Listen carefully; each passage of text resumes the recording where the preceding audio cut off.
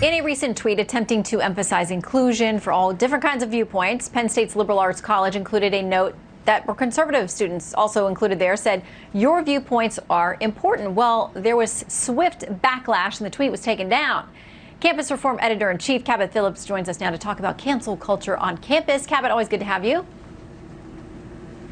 Thanks so much. Okay, so if people can see that statement, it talked about all kinds of things, Black Lives Matter, all kinds of different viewpoints. It did include conservatives. We care about your viewpoints, too. A professor who responded to that from another college, this was a tweet that said, "This is problematic. As you know, conservative people have never been oppressed by the U.S.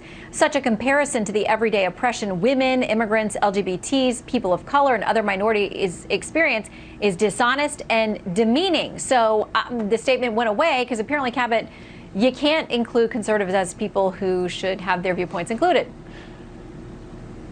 Yeah, well, if that professor thinks conservative students haven't been oppressed, then she clearly hasn't actually gone on different campuses around the country. I've been to 100 plus with Leadership Institute's campus reform. I've seen how conservative ideas are the only real ones that are at risk of being shut down. Conservative students are the ones at risk of being stifled, harassed, and threatened. And that's why Penn State came out with this statement. Kudos to them for doing it. But what kind of message does it send that they deleted it? We reached out to the school campus reform. They told us they removed the message because, quote, "the message was not received well."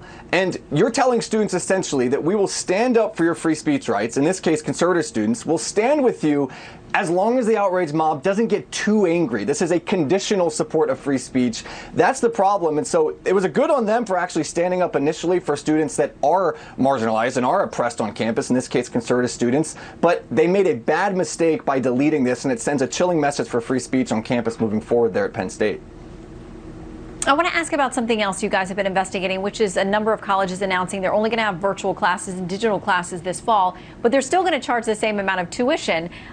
This was praised in a headline on Slate, saying it would actually set a bad precedent, public precedent, potentially pressuring schools that really can't afford to cut their prices to do the same by making itself look absurd and Scrooge-like. Harvard, who says they're not going to cut their tuition rates, is giving the rest of higher ed a little bit more breathing room. What have you found on this?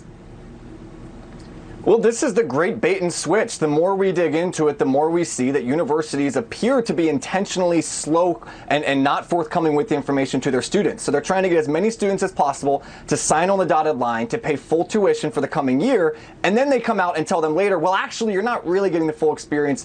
Almost all of your classes will be online. That's what we're seeing around the country. This would be like the Dallas Cowboys telling their season ticket holders, you're going to pay full price for tickets, but oh, by the way, you're going to watch the games on TV in the parking lot, and expecting people to still pay full price for that. That's what universities are doing here. The universities know that students would not pay for full tuition if they were aware at the start that the experience they were getting wasn't real. They were going to be online classes. They were going to be not having access to student facilities. 70% plus of college students right now said they weren't satisfied with their online schooling during the COVID shutdown.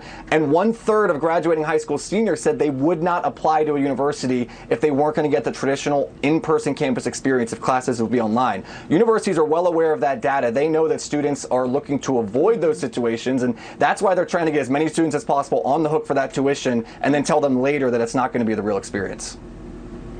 Well, keep us updated on that, Cabot, and all the other fun things you find on campus. Great to see you tonight. Thanks, Shannon. Okay, a statue of the First Lady set ablaze. Well, that's not all.